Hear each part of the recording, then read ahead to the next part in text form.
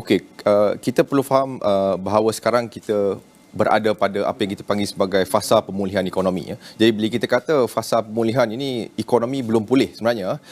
Jadi bila ekonomi itu masih dalam fasa pemulihan, kita lihat walaupun data-data makro contohnya telah pun menunjukkan ada peningkatan dari segi kita punya KDNK suku kedua telah pun pada sekitar 8.9%. Namun begitu kita tengok keadaan inflasi ini agak membimbangkan kerana dia melibatkan isu kos sara hidup. Bila kita kata kos sara hidup, walaupun selama 2 tahun kita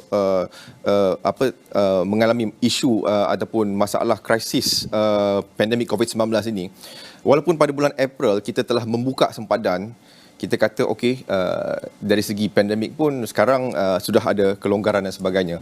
Dari segi ekonomi, dia bukannya kita kata buka ekonomi dah pun seperti biasa. Tidak, dia tidak seperti itu. Jadi kalau kita tengok inflasi ini, kalau kita zoom in lagi, isu dia sebenarnya adalah isu kos sara hidup kat sini.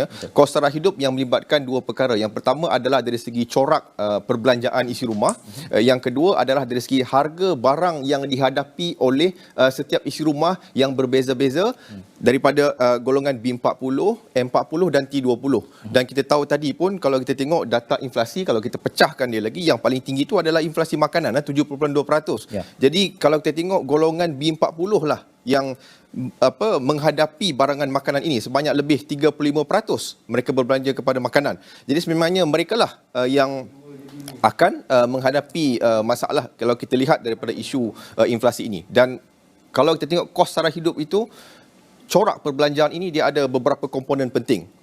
Pendapatan mereka, demografi, struktur keluarga dan juga lokasi. Ini semua sebenarnya akan memberi kesan dari segi kuasa beli mereka dan juga dari segi peningkatan kos sara hidup ini yang kalau kita tengok walaupun inflasi 4.7% ini, kalau kita tengok secara relatifnya, sebab dunia-dunia lain kita tengok pun inflasi ini lebih tinggi dan trend global pun sebenarnya inflasi global pun juga meningkat.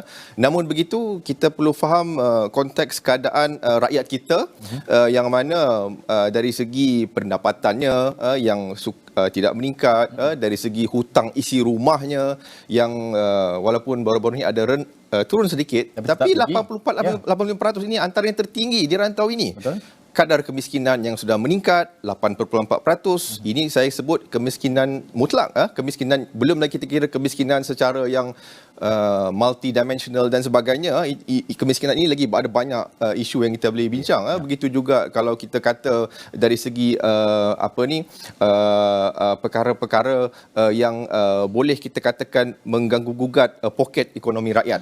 Jadi ini semua saya fikir perlu dilihat. Bukan saja kita melihat kadar inflasi itu semata-mata. Betul. Kuasa beli ini saya suka. Saya nak bawakan